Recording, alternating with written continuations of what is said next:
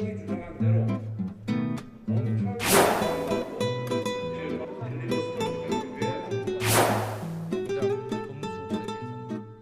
이렇게 하지.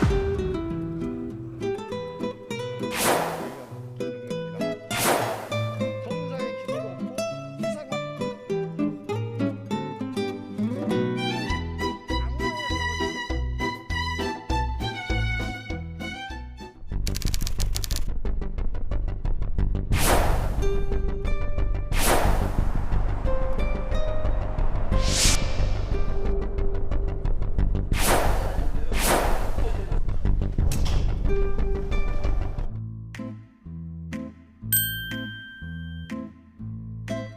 국민들께 직접 물어볼 수밖에 없지 않느냐. 대통령 당선인께 국민투표를 붙이는 안을 보고하려고 합니다.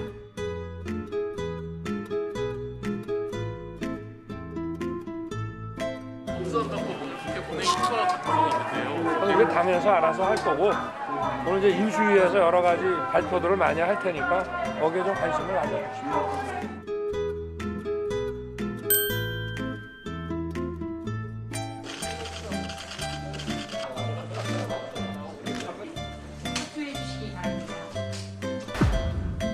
그렇지만 저희 협의를 하고 무엇보다도 이것.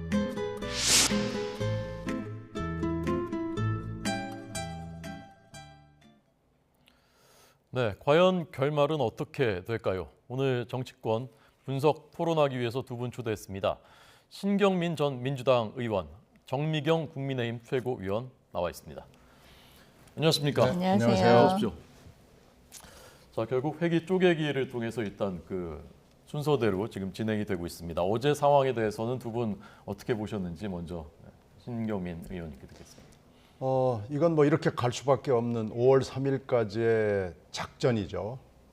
작전은 뭐 그대로 가는데 다만 이제 회기 쪼개기를 할 것이냐 아니면은 5분의 3, 180석으로 저지를 할 것이냐라는 데 있어서 그 방향만 바뀐 거죠. 정의당이 법안에 대해서는 당의 일치된 의견으로 지지를 하지만 필리버스터를 막는 것까지는 당 안으로 못하겠다라는 입장을 밝혔기 때문에 180석을 확보할 수 없는 상황에서 이건 이제 이렇게 갈 수밖에 없습니다. 검찰청법 토요일 날 처리하고 5월 3일에 형사소송법 처리하고 오후에 국무회의로 가는. 그러니까 아주 뭐 쫙 고속도로 달리듯이 달리는 거고요. 이렇게 갑자기 된 이유 중에 아주 결정적인 것은 중재안 파기가 있죠. 중재안이 파기되면서 국회의장도 민주당으로 돌아서고 그 대통령도 그 사이에 대통령의 뜻을 애매모호한 화법이 아니라 분명한 얘기로 해버렸고 정의당도 돌아섰고 그렇게 되면서 결국은 박홍근 원내대표가 물러나게 생긴 공경에서 또 구해준 결정적인 게 있거든요. 박홍근 원내대표는 민영배 꼼수 탈당과 양양자 의원의 폭로로 사실 자리가 위험해졌습니다. 원내대표를 더 이상 할 수 있을지 없을지 위험한 순간에 권성동 의원이 합의하고 파기를 하면서 구해준 거죠. 이게 결정적인 겁니다. 그래서 이제는 권성동 원내대표가 그만둬야 되는 상황이 된 거고 5월 3일까지 뭐 굉장히 언론에서 시끄럽고 뭐 복잡하겠지만 5월 3일까지 고속도로의 종점이 5월 3일 날 통과되는 것까지는 이미 확정이 됐기 때문에 이게 확정이 뭐 되는 건 뭐 빤하거든요. 시끄럽긴 하겠지만 뭐 그냥 가는 거죠. 고속도로 질주를 하고 지금 모든 짐을 민주당은 벗어 던졌기 때문에 아주 굉장히 좋은 고급 승용차를 타고 가는 거고 권성동 의원은 5월 3일쯤 본인의 거취를 고민해야 될 겁니다. 네. 임시국회를 열기 위해서는 3일 전에 이제 공고를 해야 되기 때문에 그 일정에 따라서 3일 법안 두 건 처리해야 되니까 5월 3일이면 이제 끝나고 권성동 원내대표는 그때쯤은 거취를 고민해야 될 것이다. 어떻게 생각하십니까? 그 권선동 원내대표가 사실은 굉장히 뼈아픈 실수를 한 거 맞습니다. 오늘 의원님 말씀하시는데 막 가슴이 철렁철렁하고 있어요. 근데 이제 어차피 그 중재안이 나오지 않아도 민주당은 무리하게 이거를 이제 끌고 갈 생각이었는데 사실은 그 좀 어려웠죠. 아까 말씀하신 대로 그 양양자 의원의 고백과 그다음에 민영배 의원의 그 꼼수 탈당 때문에 여론이 국민들의 저항이 너무 심해지니까 네. 사실 저는 그 국회의장이 그 꾀가 많으신 분이신 것 같아요. 보통은 이거를 그 하기가 처리하기가 어려웠었거든요. 네. 예, 그런데 지금 이제 아무튼 그 원내대표의 실수로 이런 일이 벌어졌는데 글쎄요. 결국에는 그 호기를 만난 거죠. 민주당은 이제 핑계댈 거리가 생겼으니까. 그 국민의힘이 합의해놓고 깼다. 이제 이러니까 더 신나게 이제 이거를 가는 건데요. 저는 국민들께서 이 과정도 다 보시리라고 봐요. 왜냐하면 그 다수당이라는 점을 이용해서 지금 국회법 절차를 다 무시하고 있거든요. 어기고 있거든요. 네. 그렇다고 하면 결국 제왕적 지금 입법권을 행사하는데 만약에 국민 소환제가 우리가 있었다면 저는 국회의원들 국민들께서 다 소환해서 국회의원직 박탈시켰을 거라고 저는 봅니다. 예, 권성동 원내대표에 대해서는 당내에서는 여론이 좀 어떻습니까? 지금 그 부분에 대해서는 사실은 아직 얘기를 안 하고 있죠. 네. 왜냐하면은 이게 지금 별개의 문제이기 때문에 일단 우리는 이 검수완박 법안에 대해서 총력을 기울이고 있잖아요. 네, 네. 그러니까 이제 그거는 뭐 그 다음 문제입니다. 네. 예. 아까 그 영상에서 안민석 의원이 어제 발언하면서 김재윤 의원을 이제 회상하면서 눈물을 보이는 그 장면이 있었는데 오늘 많이 화제가 되더라고요. 어떻게 보셨습니까, 의원님은? 김재윤 의원은 정말 안타깝게 됐죠. 옥살이를 했고 좀 약간 억울한 대목이 있었어요. 그리고 이 김재윤 의원과 안민석 의원은 뭐 굉장히 친했습니다. 그렇군요. 그런데 이제 결국 비참하게 본인의 생을 마감을 하고 이러면서 그 안타까운 대목이 물론 있었는데 이제 본인이 얼마만큼 잘못을 했느냐 하는 거 가지고는 좀 논란이 당내에서 있었는데 확정 판결이 나왔기 때문에 그 부분에 대해서 뭐라고 얘기하기는 좀 힘듭니다. 네, 네. 하여튼 김재원 의원은 좀 그렇게 사람으로나 실력으로나 여러 가지 좋은 평가를 받았는데 좀 안타까운 사안이었습니다. 네. 그 문재인 대통령께서 이번에는 애매모호하게 얘기하지 않고 분명하게 얘기했다고 네. 말씀하셨는데 국무회의를 이렇게 넘어가게 되면은 이제 5월 3일이 되면은 마지막 정기 국무회의에서 처리 못하니까 네. 임시 국무회의를 여는 방안이 거론이 되더군요. 그날 오후에 하는 방법도 있고요. 아니면 그날 5월 3일 날이 원래 마지막 국무회의인데 네. 뭐 하루나 이틀 늦춰서 하는 방법도 있고 그러니까요. 네. 5월 9일 12시까지는 그건 대통령이 결정할 수 있는 사안이니까 네. 지금 대통령이 저 정도 분명하게 얘기하는 분이 아니거든요. 되게 약간 좀 이런지 지난번에 김호수 총장을 만났을 때 한 얘기 가지고 서로 아전 인수를 했거든요. 그 정도로 애매모호한 화법을 구사하는데 이 정도 얘기하는 것은 오면 바로 처리할게 하는 얘기입니다. 네. 국무회의를 그러니까 대통령 부담 덜기 위해서 총리가 임시 국무회의를 해서 두들기는 것도 거론이 되는데 그것도 그렇게 하지 않을 원래는 대통령이 다 국무회의 주재하지 않거든요. 네. 돌아가면서 하기 때문에. 근데 마지막 국무회의가 될 것이기 때문에 네. 저것은 아마 대통령이 본인이 직접 하지 않을까 저는 그렇게 예상합니다. 네. 국민 투표가 이제 어제부터 이 핵심적인 쟁점이 되고 있습니다. 오늘 또 장제원 비서실장이 선관위가 정식으로 상정해서 논의를 한 것도 아닌데 합의제 기구인데 오늘 선관위 관계자가 얘기를 그렇게 하는 것은 월권 아니냐라고 했던데 국민 투표에 대해서 어떤 입장이십니까?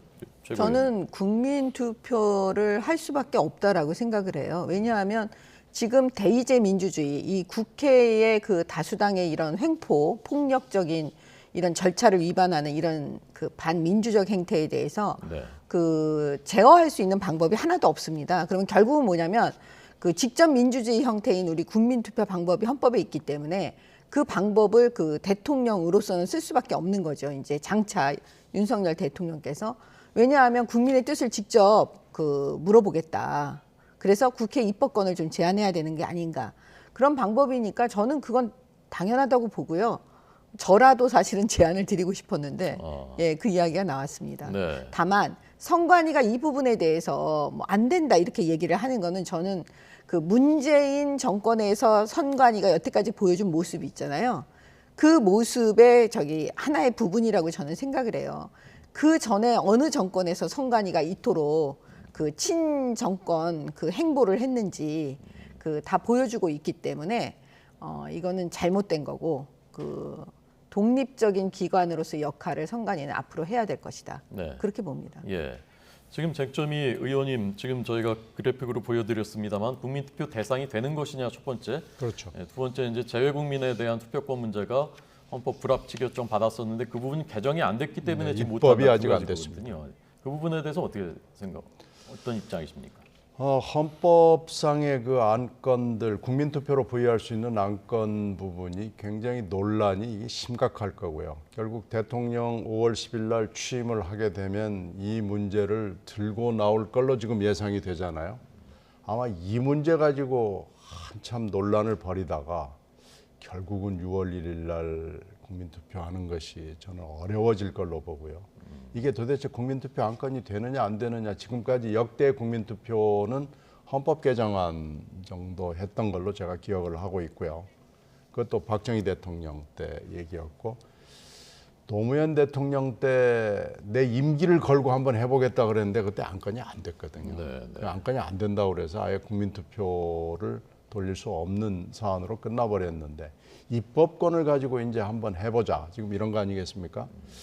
이것도 아마 결국 논란을 벌이다가 결국 안 될 것 같아요. 그러면 그 입법권을 가지고 뭐 여야가 부딪힐 때마다 그러면 국민투표하자 뭐 이렇게 될 수도 있고 그래서 저는 논란을 벌이다가 이 결국은 아무것도 안 되고 끝나는 거 아닌가라고 생각이 되고요. 또 하나가 지금 헌법재판소로 지금 가 있는 건데 헌법재판소도 이게 결국은 굉장히 오랜 시간 끌다가 결정까지 가는 수 있을까? 그리고 또 검찰청도 했고 지금 야당도 했고 그런데 검찰청은 신청을 할 수 있는 법적 주체가 되지 않습니다. 그래서 그건 아마 안 될 거고 이제 야당이 그럼 할 수 있느냐라는 문제, 국회 일을 가지고 야당이 할 수 있느냐 이게 또 이제 문제가 될 텐데요. 하여튼 요건과 사안을 놓고 국민투표도 그렇고 헌법재판소도 그렇고 굉장히 많은 논란을 일으키면서 방향을 잃어버리지 않을까 생각해요. 네. 지금 말씀하신 그 헌법재판소는 효력정지 해달라 가처분 네. 신청은 이제 그 국민의힘에서 냈고 네. 검찰에서는 권한쟁의 심판을 이제 내겠다는 이제 방침인 것이고 그 문제하고요. 그다음에 지금 그 앞서 얘기했던 국민투표에 대한 두 가지 쟁점 거기에 대해서는 어떤 입장이십니까? 그 이제 그 이번 지방선거 때 국민투표를 못 하더라도요. 그 이제 대통령 취임 이후에는 대통령이시기 때문에 네네. 충분히 이 이제 중요 정책에 대해서 그 입법 보완을 통해서 할 수가 있죠. 그 다음에 두 번째는 이게 그 당장 되지 않더라도 왜냐하면 다수당이 지금 민주당인데 계속 저 횡포를 부릴 거니까 네. 국민투표 하도록 입법 보완 안 해주겠죠. 그러면 결국 뭐냐면 저는 이 법안의 문제점은 시간이 지나면 지날수록 계속 혼란과 그 국민적 피해가 그 심해지기 때문에 공분이 계속 될 수밖에 없다고 생각해요. 눈덩이처럼 불어날 거거든요. 네. 그러면 결국 뭐냐면 총선 때 심판해서 국민의힘을 다수당으로 만들어서 이 법을 바꿀 수밖에 없다. 국민들께서 그렇게 판단해 주실 거라고 보고요. 그 다음에 그 이제 그 효력정지 가처분 신청 헌법재판소의 한 그 부분은 좀 눈여겨 볼 필요가 있습니다. 첫 번째는 뭐냐면 그 우리 국회법에 안건조정위원회라는 건 사실은 그 이 법안에 대해서 소수당에게 기회를 줘서 충분히 논의할 수 있도록 한 거였거든요. 그 네. 입법의 취지가. 예. 근데 지금 어떤 식으로 말하자면 탈세하듯이 법을 어기에 가면서까지 민주당이 한 게 뭐냐면 민영배 의원은 원래 민주당입니다. 이 사람은 법 발의자입니다. 그럼 여당입니다. 근데 그 안건조정위원회에서 소수 야당에게 주는 그거를 이 부분에서 민주당을 탈당하고 자기가 처음에 여당이었다가 바로 이 법안에 대해서 이 법안에 야당이 돼가지고 지금 그 안건조정위원회에 가서 그걸 무산시키는 거잖아요. 네네. 이 부분은 제가 볼 때는 헌법에 대해서 그 헌법재판소가 이거는 국회법을 위반한 거다. 그러니까 효력이 없다, 무효다라고 판단할 수 있는 여지가 있거든요. 네, 네. 예, 그러니까 그 부분을 눈여겨 봐야 되는데 마음에 걸리는 지점은 이 헌법재판소의 지금 그 재판관들도 그 문재인 정권 사람들이 많으시니까 과연 이 부분이 정상적으로 될 것이냐 이런 부분은 있지만 계속적으로 그 국민적 저항이 심해질 거기 때문에 저희는 결과적으로 마지막에는 계속 노력을 하고 마지막에는 결국은 그 총선에서 그 심판해 달라고 할 수밖에 없는, 그리고 이번 지방선거도 마찬가지입니다. 네. 국민들께서 직접 심판해 주시는 게 가장 저는 효과적이고 빠르다고 보거든요. 네. 이게 시행이 되면 점점 국민적인 공분이 쌓일 것이다. 그래서 뭐 지방선거뿐만 아니라 총선 때까지 이것이 민심에 영향을 미칠 것이다. 어떻게 생각하십니까? 이제 지방선거 문제는 뭐 민주당도 걱정을 하죠. 이게 지금 5월 3일까지 가는 작전이 국민들 눈에 어떻게 비칠 것이냐라는 것을 걱정을 하면서 지금 가고 있는데, 이제 문제는 국회의장의 중재안을 합의해 놓고 파기했다는 점에서는 민주당이 우위에 서 있는 건 확실합니다. 네. 그래서 지방선거에서 어떻게 나타날지는 사실 잘 모르겠고요. 지금 금방 말씀드린 헌법재판소의 효력정지 가처분 신청하고 권한쟁의 부분은 이게 흥미있는 대목이긴 해요. 이게 아마 헌법재판소가 사법 적극주의를 택할지 소극주의를 택할지도 재미있는 대목이고요. 만약에 이게 국회 내부의 일이니까 국회가 알아서 할 수 있고 입법권을 가지고 있는 국회의원들의 집단인 만큼 헌법재판소가 법률적으로 개입할 수 있는 문제가 아니다라고 하면은 그냥 흐지부지 끝날 거고요. 네. 만약에 적극적으로 이건 도저히 안 되겠다라고 네. 그래서 아무리 국회 내부의 일이지만 안건조정위의 문제고 또 하나 지금 문제가 있습니다. 네. 법안 내용이 중재안에서부터 지금 많이 바뀌었거든요. 그래서 네. 법안 내용을 어디까지 바꿀 수 있는 것이냐라고 논란이 되게 되면 네. 법안 내용에 뭐 토시를 바꾸고 이러는 것이 아니고 내용이 근본적으로 바뀌는 거라고 그러면은 이것은 헌법의 법률에 어긋나는 것이다라고 판단할 수도 있거든요. 네. 그래서 그리고 또 권한쟁의 문제도 있고 이래서 금방 결론을 내지는 않을 것으로 저는 봅니다. 아무리 가처분 신청이고 그래도요. 헌법재판소가 굉장히 오랜 시간 동안 토의를 할 거예요. 그래서 이 신청 사건에 대해서 또 권한쟁의에 관해서 어떤 결정을 내릴지는 저는 굉장히 흥미있는 대목이라고 생각을 합니다. 네, 그래서 네. 바라봐야 되는데 결국은 오랜 시간이 걸리다 보면 이게 지금 총선까지 2년쯤 남았거든요. 그래서 이게 2년 안에 결론이 날 수 있는 것인지 네. 전 잘 모르겠습니다. 예.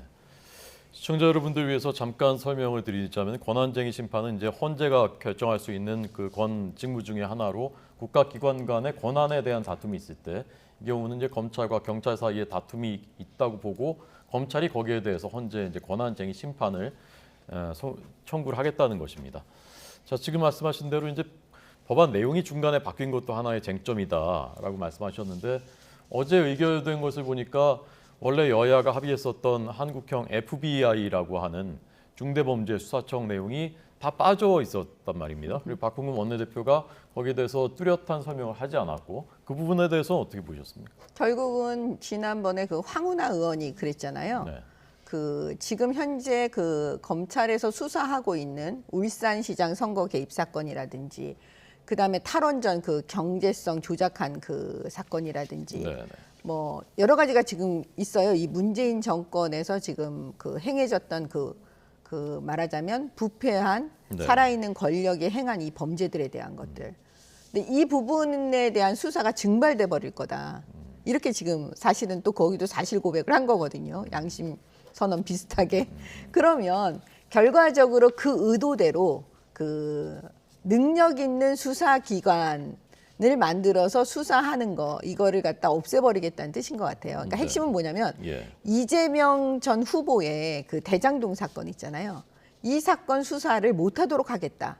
그다음에 이재명 일가의 뭐 법인카드라든지 여러 가지 지금 그 변호사 대납 사건이라든지 여러 가지가 있지 않습니까? 그러니까 그런 사건들을 아예 수사하지 못하도록 그 차단해 버리겠다라는 의도가 지금 그 다 보여지는 거죠. 네. 네. 신 의원님은 그 부분 어떻게 해석하십니까? 이재명 관련은 뭐 굉장히 지금 여러 가지 사건들이 걸려 있죠. 근데 이건 이제 5월 10일 이후에 대통령이 취임을 하게 되면 수사하려고 마음먹으면 뭐 검찰, 경찰 다 동원해서 할 수 있기 때문에 저는 그 부분에 대해서는 그렇게 중요한 문제가 아닐 수 있다라고 봅니다. 그래서 만약에 지금 현재 이렇게 지금 검찰 수사권을 놓고 직접 수사권이죠. 이걸 놓고 또 송치 사건의 수사 보완권을 놓고 이렇게 난리를 치고 있기 때문에 검찰이 손을 제대로 못 대는 이게 지금 뭐 집안이 이거 어떻게 되느냐라는 문제 때문에 검찰이 지금 거의 정신줄을 놓고 있는 상황이거든요. 그래서 아마 경찰이 수사를 바로 들어가도록 새 대통령이 조치를 하지 않을까라고 생각을 해서 그 부분은 크게 막아봤자 그렇게 의미 있는 것은 아니라고 생각합니다. 네. 오히려 지금 이 검찰의 수사권, 기소권 완전 분리하는 것이 과연 옳으냐 그르냐 이 부분에 집중을 해서 좀 보는 게 맞지 않나 생각합니다. 네. 신 의원님께서는 이제 지난번 토론 때도 말씀하셨고 검찰을 막더라도 경찰이 다 수사를 할 수 있기 때문에 그것을 막을 수가 없다라는 말씀이신데 거기에 대한 생각은 어떠십니까? 그거는 이제 지금 당장 이제 보면 그 경찰이 어느 정도 그 수사가 전문화되고 수사의 역량이 그 키워질 수 있는 시간을 두고 지금 이거를 뺏는 게 검찰의 수사권을 뺏는 게 아니고 지금 당장 빼앗아 버리는 거잖아요. 아무런 보완책과 대안이 없이. 네. 그러면 지금의 경찰의 과연 그 능력을 가지고 그 이런 권력형 수사를 할 수가 있느냐. 네, 네. 저는 검찰보다는 그게 그 떨어질 수밖에 없다. 여러 가지 상황이. 왜냐하면 사법경찰관이 그 법률가가 아니거든요. 그렇기 때문에 그 바로 그 지점을 지금 민주당의 그 몇몇 의원들이 포착한 거죠. 뭐 왜냐하면 검찰의 수사를 받아본 사람들, 이 사람들이 포착을 해서 결국은 뭐냐면 그 검찰만 손을 떼게 만들면 우리는 깜빵 갈 일이 없다라고 생각할 수밖에 없는 거라고 봐요. 경찰이 수사를 한다고 해도 저는 그렇게 기대할 수가 없는 상황이고 두 번째는 뭐냐면 공수처 보셨잖아요. 결국은 공수처 만들 때 국회가 개입하게 되잖아요. 어느 정도. 그러면 지금 현재 공수처 하면 저는 무슨 생각만 나냐면 피의자를 관용차에 태워갖고 데리고 오는 사람들입니다. 만약에 무슨 앞으로 뭐 중수청을 만든다고 해도요. 저는 그런 정도의 수준밖에 안 된다고 보여지거든요. 그러면 앞으로 대한민국에서는 그 정치 권력에 대해서 특히 살아있는 권력에 대해서 수사는 이제 끝났다라고 판단할 수밖에 없는 거죠. 네. 반면에 그 중수청을 이번 법안에서 뺀 것이 한동훈 법무장관 후보자가 법무장관 되면 법무부 산하에 그 중수청이 들어가니까 그것을 의식한 것이 아니냐는 해석도 있더군요. 뭐 그런 해석은 가능할 겁니다. 근데 하여튼 금방 정미경 의원이 말씀하시는 것은 듣는 경찰이 굉장히 기분 나쁘게 생각하는 대목이기 때문에 아니 그거는 잠시 말씀을 드리면 저희가 현장에서 일을 해봤기 때문에 지금 그 경찰은 문제가 지금 뭐냐면요. 그 조사 업무, 수사 업무를 하시는 분들은요. 이 검수완박법에 대해서 거의 반대하세요. 위에 상층부만 찬성을 하는 걸로 제가 알고 있고요. 왜냐하면 다 기피 부서로 돼 있어요. 남은 알아주지도 않고 일은 고되고 그러니까 사실은 그걸 선호하지를 않아요.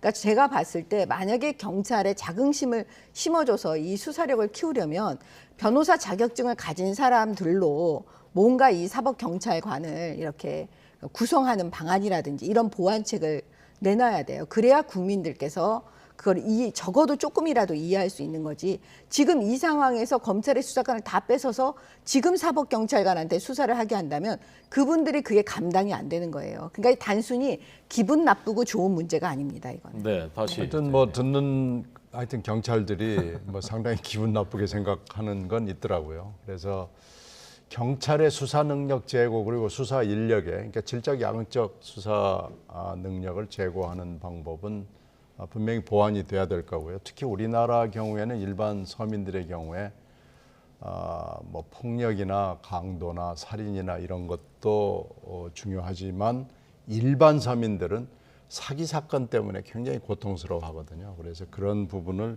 제도적으로 보완을 해주지 않으면 이건 분명히 문제는 생길 수밖에 없는 거고 지금도 문제점이 보이고 있는 건 저는 거기는 수긍합니다. 또 하나 문제는 공수처를 보니까 이게 금방 뭐가 수사 능력을 갖춰진 수사기관을 탄생시키는 게 쉽지 않다라는 걸 우리 모두 봤거든요. 근데 공수처는 모델이 좀 잘못된 겁니다. 공수처 모델로 중수청이 갈 수는 없는 거고요. 중수청은 다만 이건 결정을 해야죠. 법무부 산하에 둘 거냐, 그게 미국식이죠. 영국식으로 별도 청을 둘 거냐라는 문제는 결정을 해야 되는데 이 부분에 대해서 아직 아무런 결론을 내지 못하고 문제 제기만 돼 있는 상황이고요. 또 하나는 수사 능력을 단기간 내에 검찰 수준으로 제고하기 위해서는 공수처 하듯이 해서는 안 된다라는 게 어떻게 보면 국민적으로 보여준 겁니다. 공수처의 지난 2년 동안의 사안을 보면서 아 이렇게 만들면 죽도 밥도 안 되는구나라는 걸 보여준 거거든요. 그래서 지금 어떻게 보면 공수처의 업무까지도 포함을 할 수 있는 아주 괜찮은 중수청, 미국의 FBI를 만들어내야 된다는 숙제는 분명히 있는 겁니다. 그래서 이 부분에 대해서 지금 합의가 안 돼 있기 때문에 이번에 빠진 거 아닌가 생각이 되는데요. 빨리 이 문제를 방향을 정해야죠. 그래서 1년 안에 이게 될 수 있는 것인지 아니면 더 이상의 시간이 걸리는 것인지를 우리가 결정을 해야 됩니다. 네. 그 보통 경찰은요, 말하자면 행정경찰과 사법경찰로 나뉠 수가 있는 거예요. 근데 경찰 국가를 만들지 않는 한 사실 사법경찰권, 이 사법경찰, 이 수사하는 업무는요, 법무부 산하 소속이에요. 이게 사실은 그 선진국들이 보통 다 그렇게 하고 있거든요. 그렇기 때문에 지금 경찰을 그대로 놔둔 상태에서 이 조사 권한, 수사 권한을 다 100% 준다?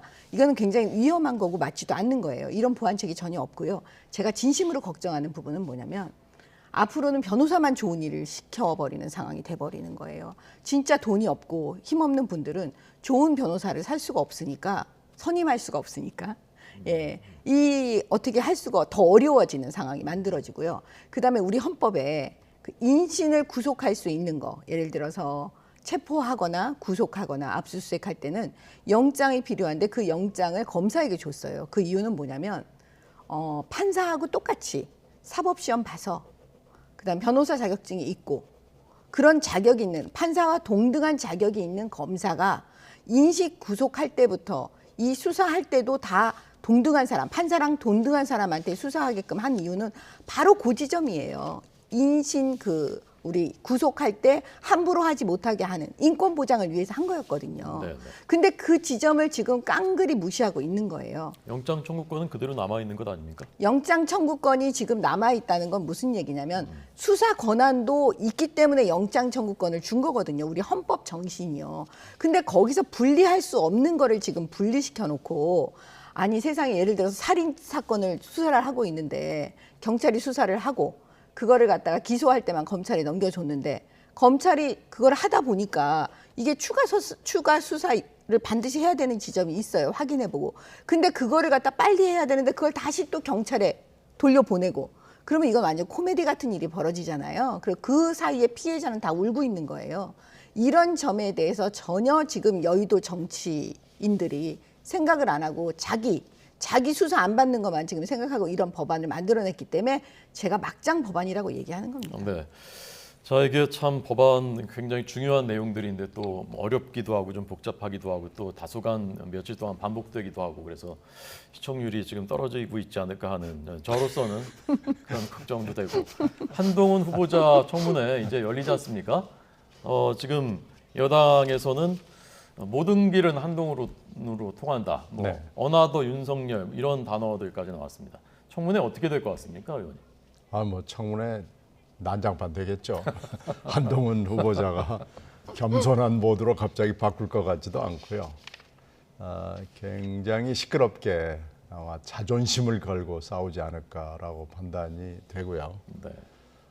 그렇게 됐을 때 뭐 청문 보고서 채택은 그건 물 건너갈 거고 뭐 당연히 물 건너가겠죠. 이제 임명 강행만 남은 거 아닌가라고 판단이 되고요.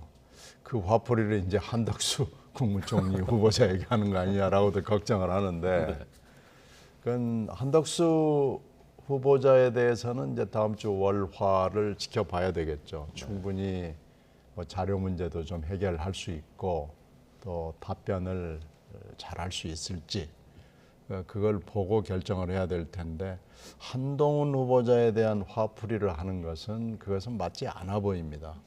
한덕수 후보자만을 놓고 판단을 하는 것이 맞아 보이고요. 총리 부분이 잘못 처리가 되면 그거야말로 6.1 지방선거에 영향을 줄 수 있는 큰 요인이 되기 때문에 저는 합리적으로 조금은 더 합리적으로 진행될 수 있을 걸로 보는데요. 한동훈 후보자 청문회는 저는 장담을 못 하겠습니다. 네.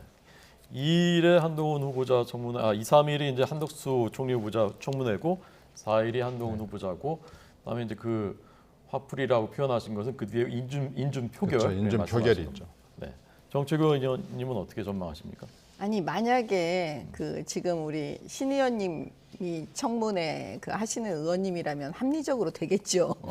근데 문제는 지금 민주당 수준의 그 민영배 의원의 꼼수탈당 뭐 이런 걸 보니까 그 수준에서는 어떻게 할지 뻔히 보이기 때문에 저희는 뭐 기대하지 않아요. 아마 답을 이거 답정너라고 생각해서 딱 다 답은 나와 있어요. 예를 들어서 한덕수 날리고 한동훈 날리고 뭐 이거 다 나와 있잖아요. 지금 그 플랜에 의해서 지금 가고 있는 거거든요.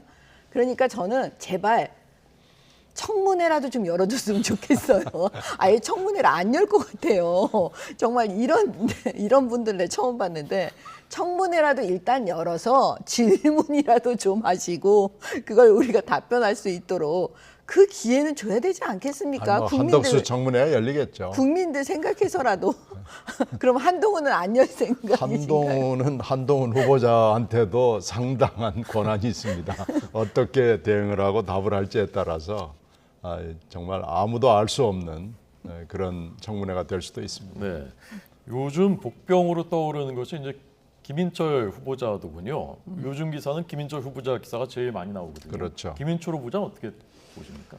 그래서 지금 정호영 후보자에서 갑자기 이제 김인철 후보자가 거의 막상막하급으로 지금 올라섰는데요. 이분도 그 이해 충돌에 관한 어떤 도덕성, 윤리성에 관한 하는 정말 낙제점인 것 같습니다. 근데 특히 이게 교육부 장관 후보자들 경우에는 교육을 맡을 수 있는 사람이냐라는 게 한 중요한 기준이거든요. 그래서 이런 점에서는 이분도 좀 어려워 보이고요. 지금 총리 후보 포함해서 19명을 인사를 우리가 봤는데 그 결론은 그래요. 이런 분들을 일기 내각으로 해가지고 윤석열 행정부가 출범이 됐다. 이게 미래가 어떻게 될까? 이 정도의 지금 후보자가 당선인이 얘기하는 것은 전문성 아니에요? 전문성과 능력인데 전문성과 능력도 문제되지만은 그 전문성과 능력 중에 중요한 부분이 개혁성과 도덕성입니다. 네. 그리고 리더십이 이제 거기서 나오는 건데 이래 가지고는 과연 행정부 각 부처가 제대로 돌아갈 수 있을까? 그래서 지금 후보자들을 보고 19명을 지금 본 거 아니에요? 당선인의 인기가 올라가지 않는 이유가 인사에서 지금 비롯이 됐고요. 네. 그 다음이 보면은 지금 청와대 옮기는 문제하고 공간 문제하고 이렇게 되게 여론조사에서 나타나거든요. 그래서 여론들이 매우 좋지 않을 것이고 이 부분을 당선인이 숙고하고 재고하고 고칠 수 있으면 고쳐야 됩니다. 네. 정치구 의원님. 지금 이제 국회가 이번에 이 막장 법안을 전 진짜 막장 법안이라고 생각해요. 검수완박법 이 법안을 어떤 방식으로 통과시키려고 하는지를 다 보셨기 때문에 지금 민주당은 그 다수당이라는 걸 가지고 계속 횡포를 할 거예요. 청문회도 그럴 거라는 건 뭐 다 우리가 예측을 했던 범위고요. 그러면은 우리가 통렬하게 느끼기에 가장 좋은 후보자를 내놓고 그러면 그렇게 했을 때 민주당이 그러면 선선히 정말 좋은 후보자다. 우린 그냥 통과시켜 주자. 이렇게 할 거냐고요. 분명히 그렇게 안 할 겁니다. 어떤 식으로든 꼬투리를 다 잡아가지고 흠집을 내서 통과시키지 않아 줄 거거든요. 그렇기 때문에 지금 이 부분에서 우리는 민주당을 바라봐서는 안 되고요. 왜냐하면 지금 정호영 후보자 같은 경우에는 사실 국민들께서 보시기에도 이건 아니라고 생각하실 수가 있잖아요. 제가 누차 말씀드리지만. 그러니까 그 민주당의 억지와 어거지와 조국 수호대 막 이런 걸 다 보시고 그 정권 교체를 해주신 국민들을 바라봐야 된다고 저는 생각해요. 네. 앞으로 윤석열 대통령은 그 지점을 놓치시면 저는 안 된다고 생각하고 국민의힘도 마찬가지입니다. 그러니까 네. 국민의 눈높이에서 이분이 좋은지 안 좋은지를 계속 체크해 가면서 그 다음에 그 우리가 어떻게 대응할지를 저는 한다면 우리 민주당이 아무리 난리를 치고 그렇게 해도 우리 국민들께서 민주당 편 안 들어주시고 그 대통령 편을 들어주실 거다 그렇게 봅니다. 네. 자, 오늘 그 마지막 주제로 일기 신도시 재건축 문제가 오늘 그 현안으로 쟁점으로 부상했습니다. 그 나온 발언들 먼저 잠깐 들어보고 두 분의 말씀 듣겠습니다. 보시죠. 당선인 공약대로 차질 없이 추진한다. 저희가 그 브리핑하는 과정에서 속도 조절이라고 언론인들이 쓰셨는데 그게 이제 실질적으로 뭐 사실은 지금 바로 시작을 해도 금방 뭐 몇 달 안에 들어가고 이런 건 아니기 때문에 그 표현을 한 거지 저희가 뭐 이렇게 내용을 많이 바꾸거나 이런 건 아닙니다.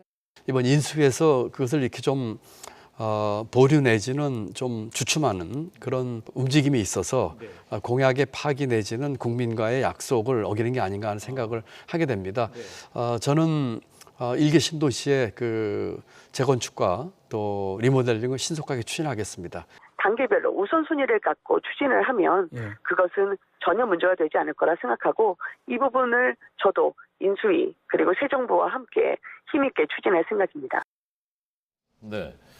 이 속도 조절한다는 그런 그 기류가 있으니까 그 일기 신도시 주민들은 뭐 속았다 이런 그 여론들이 있다. 이제 그 얘기거든요. 신 의원님 어떻게 생각하세요?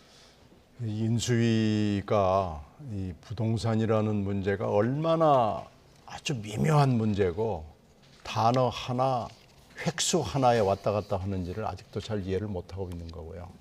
이 부동산 문제를 이렇게 함부로 별거 아니라고 그러고 얘기했다가 큰 코 다칩니다. 네. 지금 벌써 큰 코를 다친 거예요. 그래서 지금 각 경기도 쪽부터 시작됐지만 서울도 마찬가지일 거고요. 이 수도권 다 지금 이렇게 갈 겁니다. 그래서 더 부동산 문제를 자세히 들여다보고 해야죠. 부동산 문제는 이해관계인이 한두 사람이 아닙니다. 이건 뭐 수백만 명이 관련되고 어떤 경우에는 전 국민이 다 이해관계자고 그러기 때문에 이렇게 함부로 얘기를 하다가 사달이 난다라는 걸 지금 보여준 거고요. 경기도에서만 문제가 되지는 않을 거예요. 이렇게 되면은 전국적으로 다 이해관계인들이 도대체 신도시에서 일기 신도시에서 무슨 일이 벌어지고 있는 거야? 나는 어떻게 되는 거지? 우리 집은 어떻게 되는 거지? 이렇게 될 거거든요. 조심해야 되고요. 이거 잘못하면은 선거 이슈로서 굉장히 큰 이슈로 부상하게 될 가능성이 농후해 보입니다. 네. 정치교 의원님 어떻게 보십니까? 지금 당선자의 뜻은요. 일기 신도시는 공약한 대로 약속을 지킨다라는 게 불변입니다. 그 인수위에서 저는 잘못 이거 말해갖고 지금 이런 일이 벌어진 걸로 보이는데요. 그냥 결국 같은 말인 거고요. 그다음에 두 번째는 뭐냐면 이거는 정치인들은 민주당 정치인들도 그다음에 국민의힘 정치인들도 뭐 누구라도 소수 정당에 그 이 부분에 대해서 이 어려움은 다 알고 있어요. 다만 이제 그거를 어떤 식으로 말로 포장하느냐의 문제인 것 같은데 저는 우리 그 당선자는 사실은 약속을 딱 하면 본인이 굉장히 지키려고 확고한 게 있기 때문에 저는 그 부분을 믿는다고 말씀을 드리는 거고요. 그다음에 두 번째는 김동연 후보자에 대해서 말씀을 드리면 문재인 대통령 때요. 말하자면 경제정책을 망치신 분이시거든요. 부동산 문제요. 다 온 국민의 분노를 사실은 서울에서 다 불러일으킨 그분이시잖아요. 그렇기 때문에 그 뭐 도지사 돼서 뭐 이거 잘 해결하겠다 경제정책 이렇게 얘기하면 그 본인이 과거에 한 그 실수나 그런 과오들이 다 떠오르기 때문에 그 점에 대해서 먼저 저는 밝혀야 된다고 생각해요. 그때 당시 문재인 대통령 때 본인이 했던 그 정책들이 왜 실패했는지 무엇이 문제였는지 이걸 먼저 국민들께 고백을 하시고 그 다음에 나는 앞으로 도지사로서 어떻게 하겠다. 부동산 문제는 어떻게 가겠다. 새로 바꾸겠다. 뭐 이런 말씀을 하셔야지 그냥 이런 식으로 그냥 뭐 대처를 하시면은 그거는 국민에 대한 도리가 아니다. 이렇게 봅니다. 네. 후보 이름이 거명됐기 때문에 신 의원님께 30초만 반론할 수 있는 기회를 드리겠습니다. 끝으로. 그 당시에 김동연 부총리가 어느 정도로 이 문제, 부동산 문제에 개입을 했는지는 사실 제가 들은 얘기로는 좀 다릅니다. 그래서 아마 김동연 지금 경기도지사 후보가 된 입장에서 조금 더 자유롭게 얘기를 할 수 있는 여지가 있다고 봅니다. 즉 그것을 의식해서 김동연 후보가 얘기를 하는 거고요. 네, 알겠습니다. 오늘 전국 현안에 대해서 신경민 전 민주당 의원님, 정미경 국민의힘 최고위원님 두 분 토론 잘 들었습니다. 고맙습니다.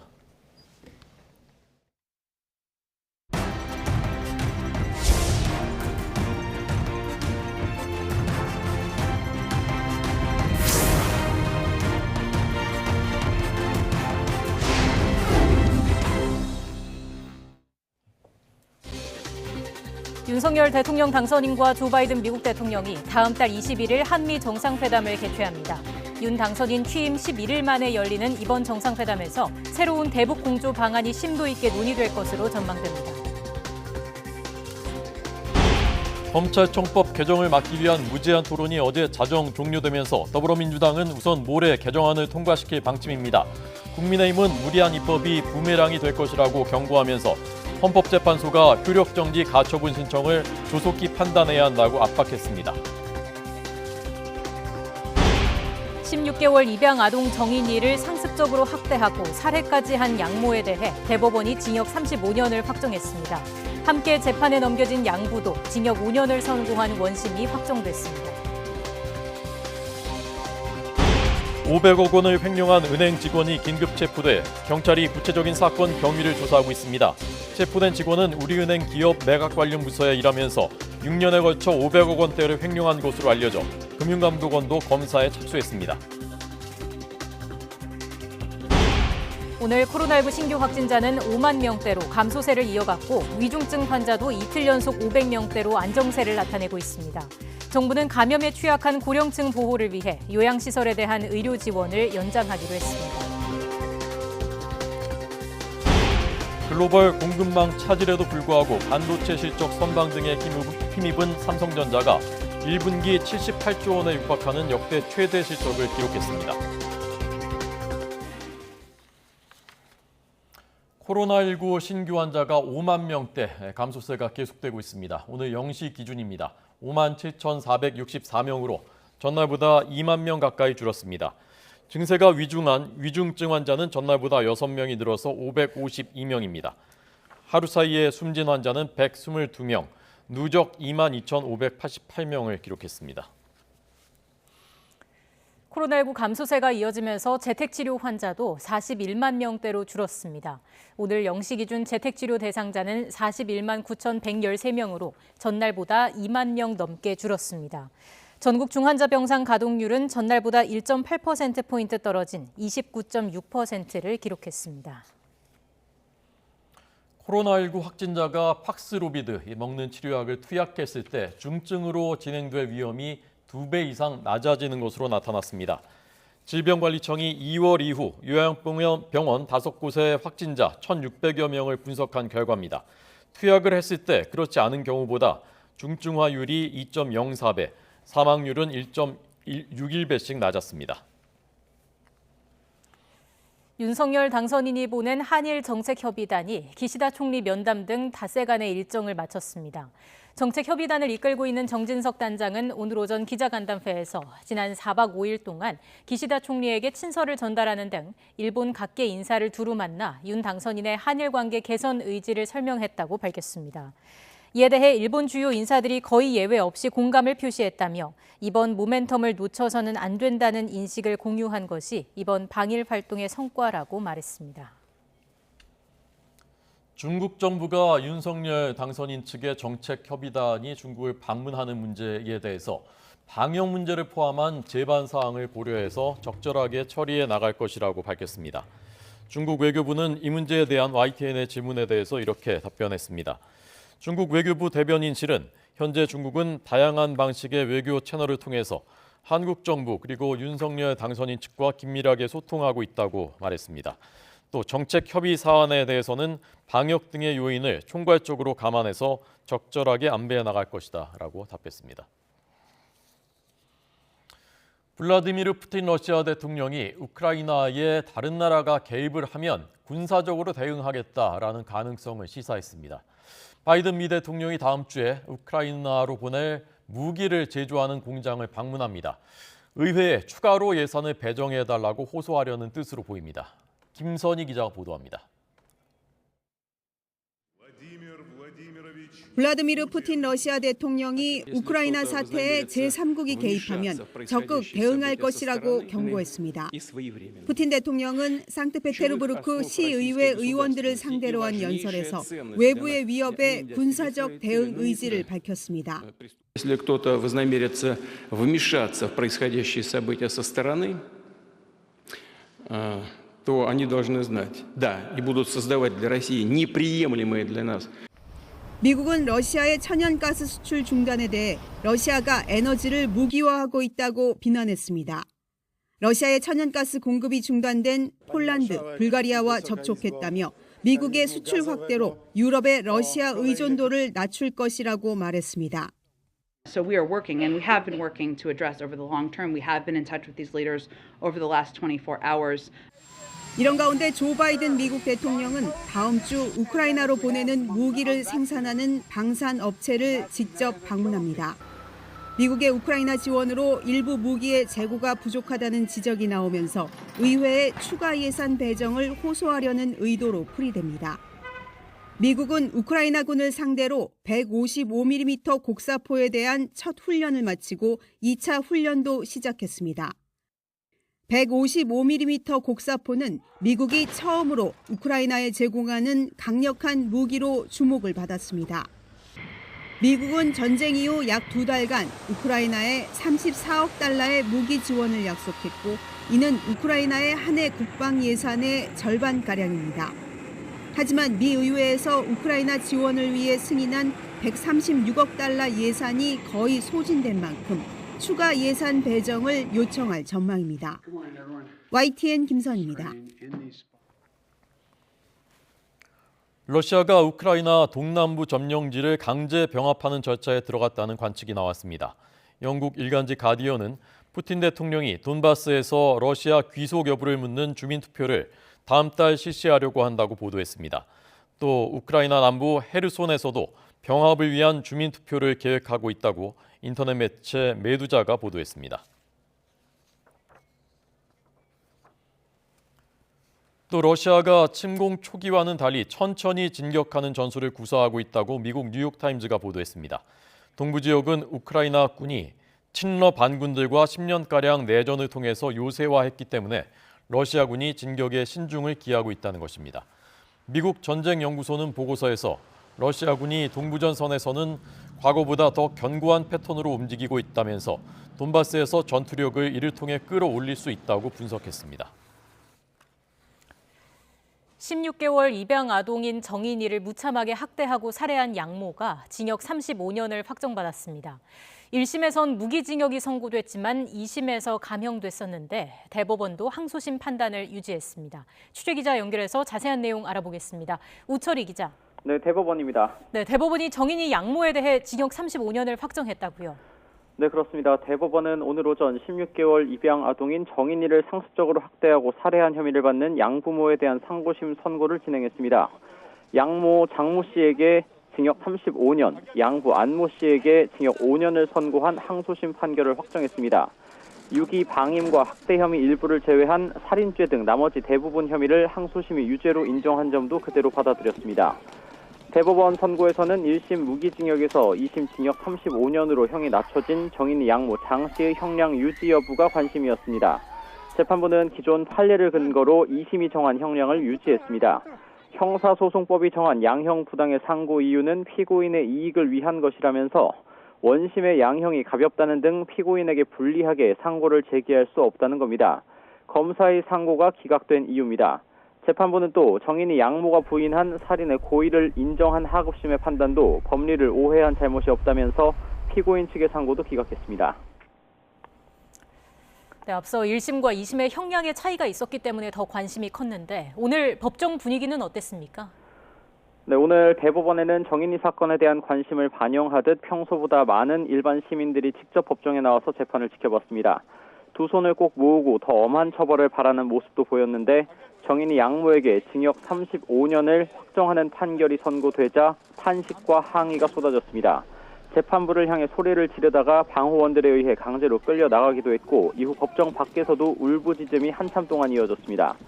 재판을 지켜보던 시민들 가운데는 항의의 의미로 대법원 앞에 들어 눕는 모습이 목격되기도 했습니다. 양모 장 씨는 입양한 딸 정인이를 키우면서 지난 2020년 3월부터 때리거나 방치하는 등 상습적으로 학대하고 생후 16개월이던 같은 해 10월 복부를 발로 밟아 살해한 혐의로 구속 기소됐고 양부 장 씨도 가담한 혐의를 받습니다. 앞서 검찰은 양모 장 씨에게 사형을 구형했고 1심 법원은 사회로부터 무기한 격리해 상응한 책임을 묻는 게 마땅하다면서 무기징역을 선고했습니다. 하지만 2심 법원은 영구히 사회로부터 격리시키는 무기징역을 선고하는 것이 정당화될 수 있는 객관적인 사정이 명백하게 존재한다고 단정할 수 없다는 이유로 징역 35년으로 형을 낮췄습니다. 시민단체는 정인이 양부모에 대해 법정 최고형으로 엄벌해달라는 호소문을 재판부에 보내기도 했습니다. 지금까지 대법원에서 YTN 우철입니다.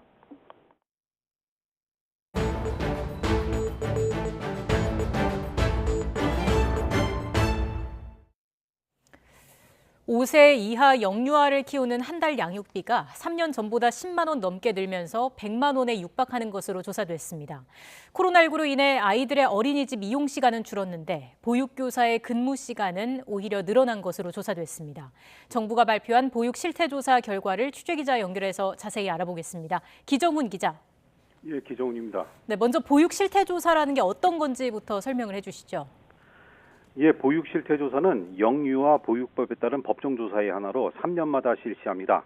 지난 2004년 첫 실시 이후 이번 조사가 6차 조사인데요.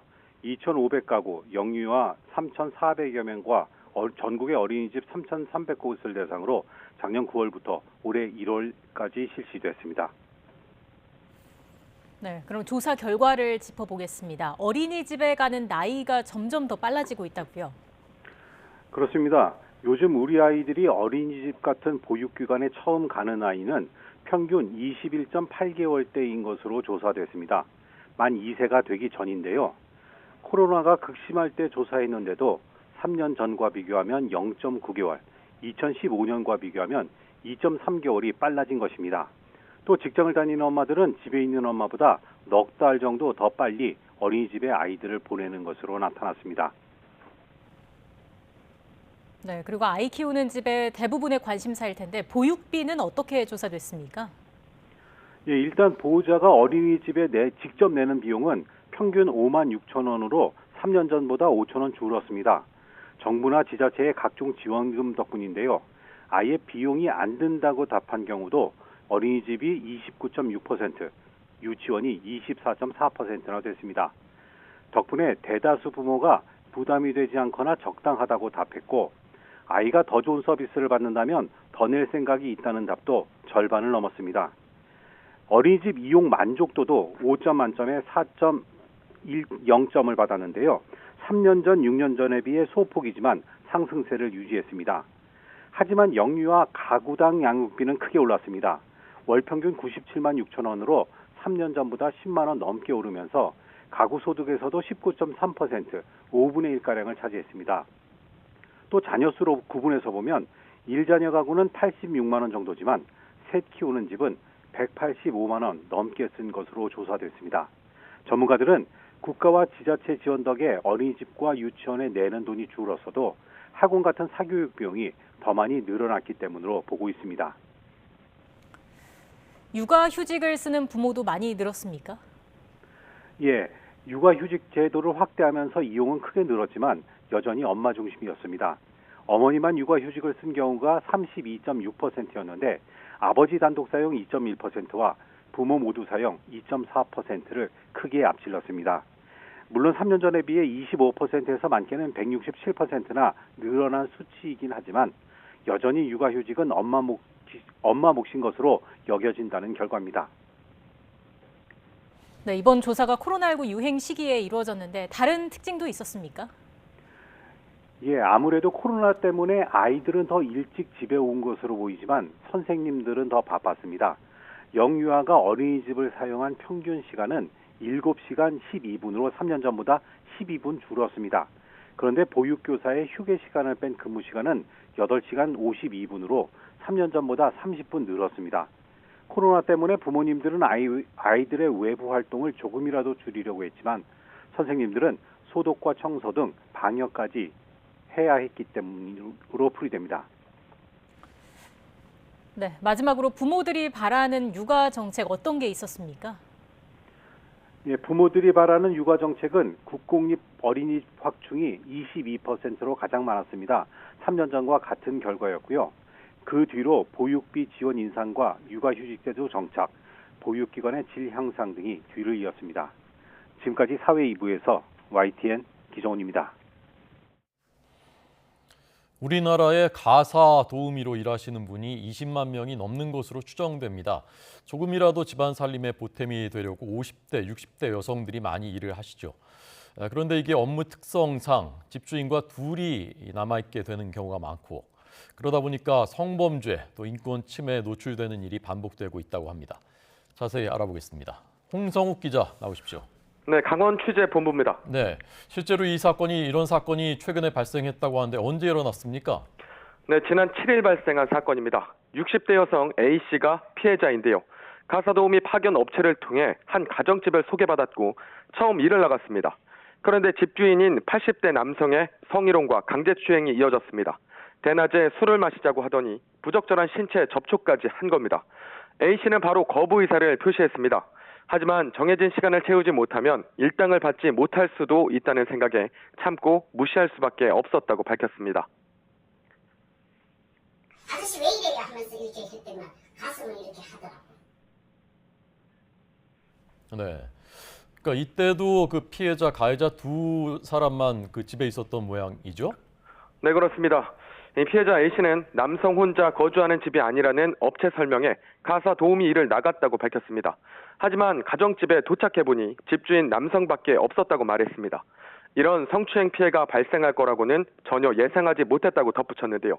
업체는 집주인의 딸이 서비스를 신청했고 남성 혼자 거주하는 집인 것까지 알 수 없다고 해명했습니다. 또 고객 정보를 사전에 모두 알려줄 수 없다고 설명했는데요. 대신 성추행이나 인권 침해 문제가 발생하면 즉각 조처하겠다는 것을 미리 공지했다고 밝혔습니다. 해당 업체의 말 들어보겠습니다. 상황을 파악한 바로는 따님분께서 조건 접수를 하셨고 아버님이 계시는 거주 공간을 청소 의뢰한 걸로 확인했습니다. 네. 그래서 그 남성은 어떻게 됐습니까? 네, 피해 여성은 일을 거의 마친 뒤에야 성추행 피해 사실을 업체에 알렸습니다. 앞서 말씀드린 대로 정해진 시간을 채우지 못하면 일당을 받지 못할 수도 있다는 생각에 곧바로 신고하지 못했는데요.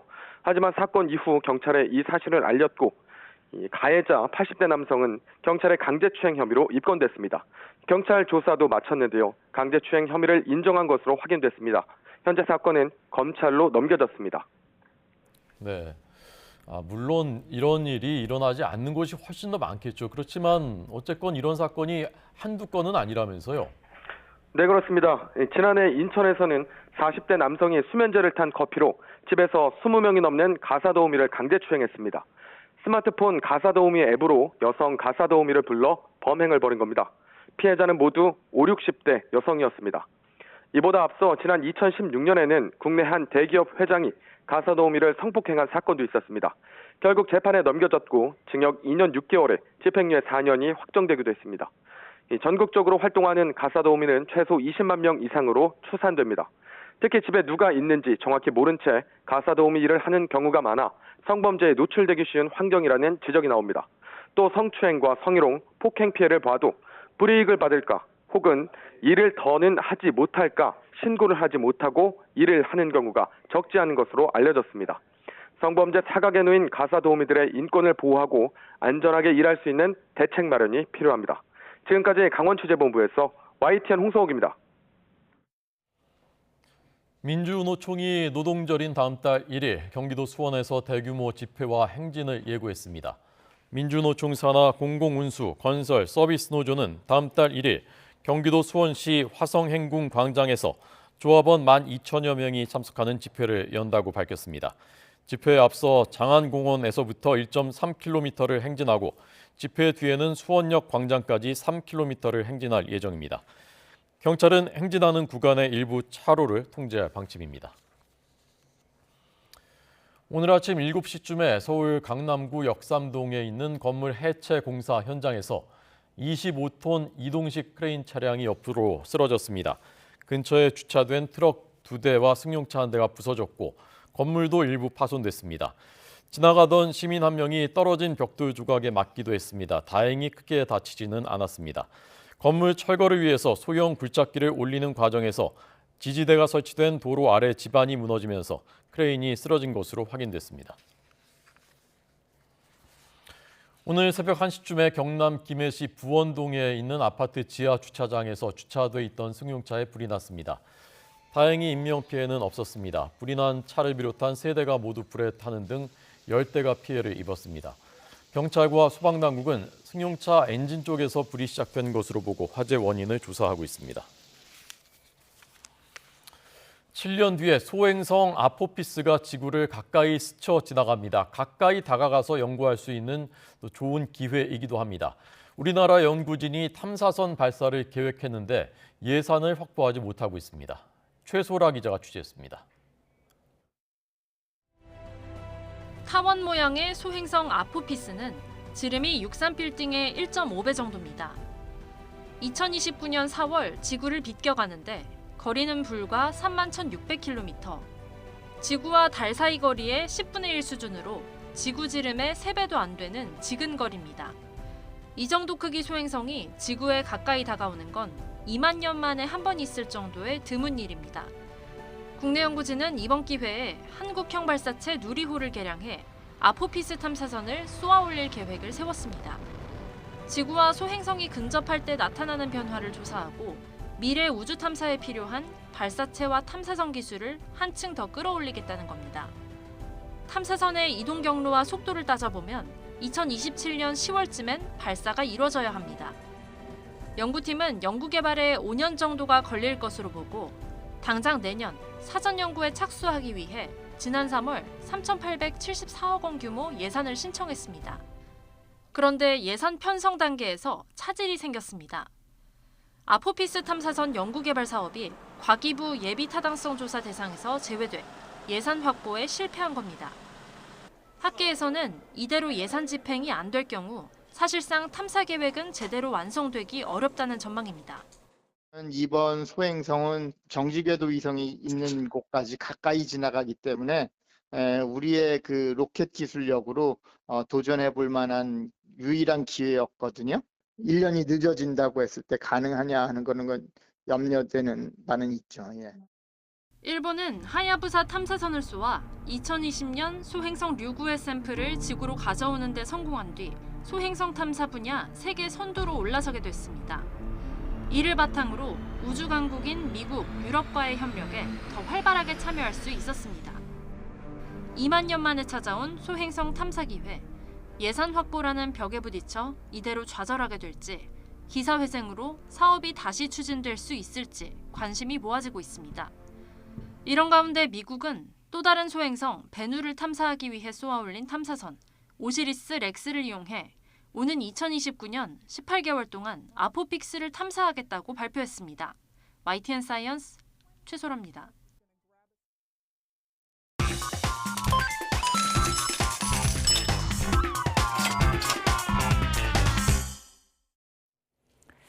오늘의 경제지표입니다. 먼저 국내 증시부터 보시겠습니다. 코스피는 2,650선까지 회복했습니다. 미 증시가 다소 진정된 가운데 어제 급락에 따른 반발 매수세가 유입되고 있습니다.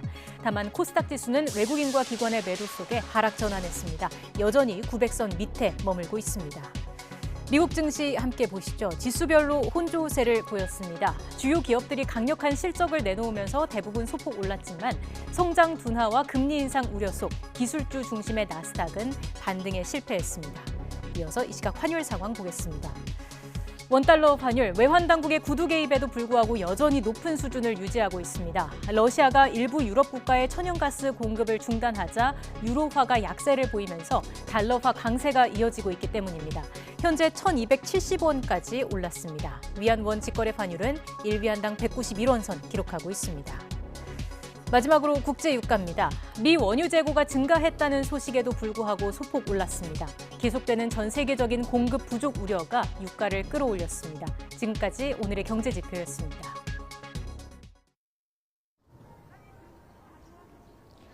서울은 구름 사이로 봄 햇살이 내리쬐며 기온이 23도 안팎까지 올랐습니다. 활동량 많으신 분들은 다소 덥게도 느껴지겠습니다. 이렇게 도심공원에 나와 있으니 화사한 봄꽃이 진 뒤 남은 꽃가루가 기승입니다. 현재 전국 대부분 지역의 꽃가루 농도 높은 단계 보이고 있습니다. 비염이나 결막염, 알레르기 질환에 걸리지 않도록 개인 위생 관리 잘 해주시기 바랍니다. 오늘 전국이 대체로 맑다가 오후부터 구름 많아지겠습니다. 동풍의 영향을 받는 강원 중북부 동해안에는 빗방울이 떨어지는 곳이 있겠습니다. 현재 아직 황사가 남아있는 대전과 세종, 광주와 전북 등 서쪽 일부 지역에서는 미세먼지 농도가 짙게 나타나고 있습니다. 오후부터는 대기 확산이 원활해지면서 이 지역의 공기도 깨끗해지겠습니다.